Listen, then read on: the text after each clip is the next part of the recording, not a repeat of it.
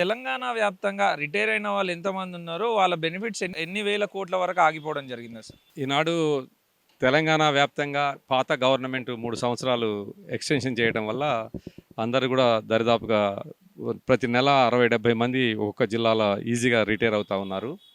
ముఖ్యంగా మేము డిమాండ్ చేసేది ఏమిటి అని అంటే, ఇటీవల ముఖ్యమంత్రి గారు ఒక దగ్గర మాట్లాడుతూ రిటైర్ అయిన వాళ్ళకి ₹1,00,00,000 చెల్లించాల్సి వస్తుందని ఒక తప్పు మాట మాట్లాడారు. ఇవాళ గవర్నమెంట్ మాకు చెల్లించే డబ్బులన్నీ కూడా మేము దాచుకున్నాయి. దాంట్లో గవర్నమెంట్ అదనంగా మాకు ఇచ్చేది ఒక గ్రాట్యుటీ మాత్రమే. దాంట్లో ప్రావిడెంట్ ఫండ్ ఉంది. 30-40 సంవత్సరాలు వాడు పనిచేసిన ప్రావిడెంట్ ఫండ్ను అవసరం రిటైర్ అయినప్పుడు ఇల్లు కట్టుకోవడానికో అమ్మాయి పెళ్లి చేసుకోవడానికో దాచుకుంటే ఇవ్వట్లేదు. అలానే ఇన్సూరెన్స్లు ఉన్నాయి, గ్రూప్ ఇన్సూరెన్స్లు ఉన్నాయి. ఇలాంటివన్నీ ఏవి కూడా వాళ్ళు డబ్బులు ఇవ్వకుండా కేవలం పెన్షన్ మాత్రమే చేస్తే అవన్నీ ఇవ్వడం లేదు. దానికి ఇవాళ మా పెన్షనర్ ఏం చేయాల్సి వస్తుంది అని అంటే, కోర్టులో కేసు వేసి లాయర్ దగ్గరికి పోయి మళ్ళీ ఆ కేసు తీసుకొని మళ్ళీ గవర్నమెంట్కి ఇచ్చి మళ్ళీ కాంటెంప్ట్ వేస్తే కానీ డబ్బులు ఇవ్వడం లేదు. కాంటెంప్ట్ వేస్తే డబ్బులు వస్తున్నాయి కానీ కేసు వేస్తే డబ్బులు వస్తున్నాయి కానీ మరి ఎందుకు ఉట్టిగా రావడం లేదు? ఇంక ఇక్కడ ఒక ముఖ్య విషయాన్ని గుర్తుపెట్టుకోవాల్సింది ఏంటంటే, ఇవన్నీ ఇవాళ ఈ గవర్నమెంటో లేకపోతే ఇవాళ ఉన్నటువంటి గవర్నమెంట్స్ కాదు. దరిదాపుగా స్వాతంత్రం వచ్చిన దగ్గర నుంచి ఉద్యోగ సంఘాలన్నీ కూడా ఫైట్ చేసి మాకు రిటైర్ అయిన నాడే బెనిఫిట్స్ ఇవ్వాలని చెప్పేసి ఉత్తర్వులు సంపాదించుకున్నాయి. ఇవాళ రేవంత్ రెడ్డి గారు ఏమంటున్నాడు అని అంటే, 1వ తారీఖు నాడే జీతం ఇస్తాను అని అంటున్నాడు ముఖ్యమంత్రి గారు. మంచిదే, ఇస్తున్నాడు. ఇవాళ ఇవ్వడం కాదు, అది ఎప్పటి నుంచో ఉద్యోగ సంఘాలు డిమాండ్ చేశాయి, గవర్నమెంట్ అంగీకరించాయి. ఇంకైనా 1వ తారీఖు నాడు ఇవ్వడం కాదు, 1వ తారీఖు నాడు సెలవు అయితే ముందు రోజే జీతాలు ఇవ్వమని చెప్పన్నారు. ముందు రోజు పండగ ఉంటే అంతకు ముందు రోజే ఇవ్వమని కూడా ఉత్తర్వులు ఉన్నాయి. అవన్నీ రికార్డెడ్ ఉన్నాయి ఉమ్మడి ఆంధ్రప్రదేశ్ ఉన్నప్పుడు అట్లా జరిగినటువంటి అంశాలు. ఇవాళ ఏదో మేము ఇందిరా పార్క్ దగ్గరికి వచ్చి మా గొంతెమ్మ కోరికలు ఇవాళ మేమేం కోరడం లేదు. వాళ్ళు జనరల్గా మేము అడిగేది ఏమిటి అంటే, అయ్యా మా ఉద్యోగస్తుడు, ఉపాధ్యాయుడు కావచ్చు, ఏ ఉద్యోగస్తుడైనా రిటైర్ అయినటువంటి నాడు ఆయనకు రావాల్సినటువంటి బెనిఫిట్స్ అన్నీ ఆ రోజు చేతిలో పెట్టి పంపించండి. ఇవాళ కూలీకి వచ్చిన వాడికి మనం ఏం చేస్తాము? సాయంత్రం 5 అయిన తర్వాత వాడి కూలీ డబ్బులు చేతిలో పెట్టి పంపిస్తాం. ఇదే న్యాయం కదా మేము అడిగేది? దీనికి మేము ఎక్కడి నుంచో ఊళ్ళ నుంచి బస్సులు కట్టుకొని ముసలిలో రావాల్సిన అవసరం లేదు కదా. ఇది గవర్నమెంట్ ఇమేజ్ కదా. దానికి ఏదో నేను 1వ తారీఖు నాడు జీతం ఇస్తున్నాను ప్రభుత్వం ఇలా గప్పాలు చెప్పాల్సిన అవసరం అయితే లేదని చెప్పి అయితే మేము ఫీల్ అవుతా ఉన్నాం. ఇందాక మీకు ఇదంతా ఇలా ఉంటే అక్కడ 4th సిటీ అని, గాంధీ సరోవర్ అని వేల కోట్లు, లక్షల కోట్లు అక్కడ పెడుతూ మీలాంటి వాళ్ళని పట్టించుకోకపోవడం ఎంతవరకు కరెక్ట్ అంటారు? ఇప్పుడు అభివృద్ధి కావాలి. ఇప్పుడు మేమేదో 4th సిటీని వ్యతిరేకిస్తున్నాం, 4th సిటీని కట్టొద్దని చెప్పేసి, ఫ్యూచర్ సిటీని కట్టొద్దని చెప్పేసి మేమేమి అనడం లేదు.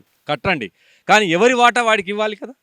ఉద్యోగస్తులకు ఇచ్చే డబ్బులు ఉద్యోగస్తులకు ఇవ్వాలి, మీరు ఫ్యూచర్ సిటీకి ఇచ్చే ఫ్యూచర్ సిటీకి ఇవ్వాలి.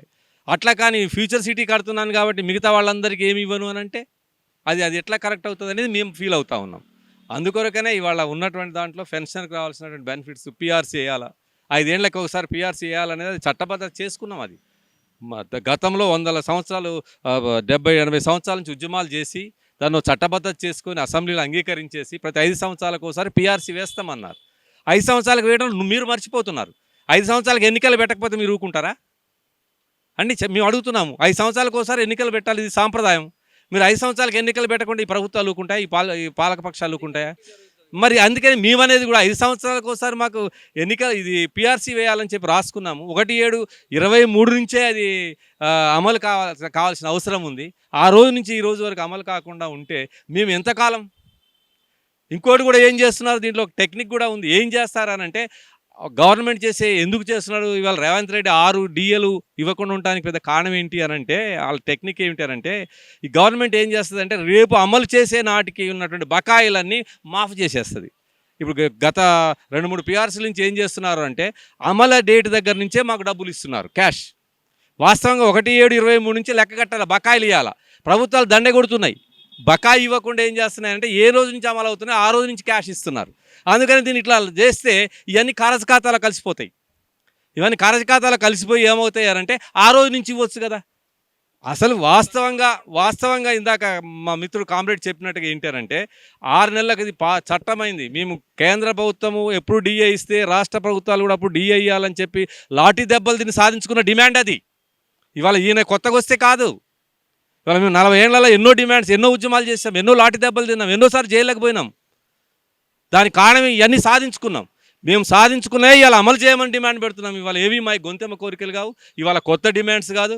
ఇవాళ ఏదో ఇప్పుడు ఉన్నటువంటి రాష్ట్ర ప్రభుత్వం ముందు మేము తీసుకొచ్చి ప్రభుత్వాన్ని ఎవరైనా ప్రజలు అనుకుంటే అది తప్పు.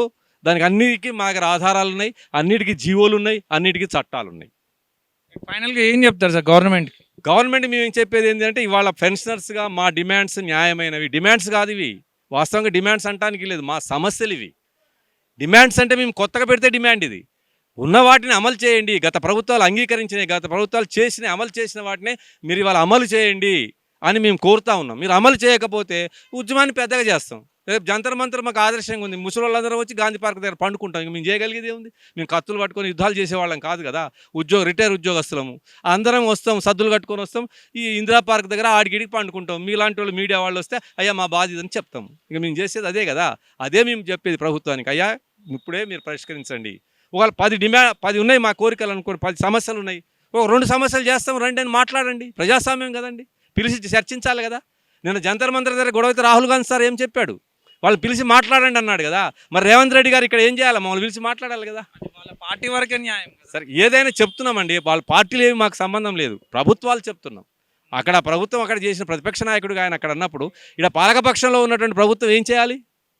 మమ్మల్ని కూడా పిలిచి అయ్యా మీ డిమాండ్స్ ఏంటి, అయ్యా ముసలోళ్ళు కదా మీరు, ఏంది ఇంత దూరం నుంచి వచ్చారు, మాకు చెప్పండి మీ కోరికలు ఏంటివి, మేము పరిష్కరిస్తామని చెప్పి మాట్లాడాలి. ఒక డైలాగ్ ఉండాలి కదండి. మీకు మీకు చప్పట్లు కొట్టే సంఘాలను పిలిచి వాళ్ళతో చేసుకొని పేపర్లలో రాయించుకుంటే అది జరిగేది కాదు కదా. కింద కడుపు కాలేవాడి పరిస్థితి ఏంటనేది ఆలోచించాలి.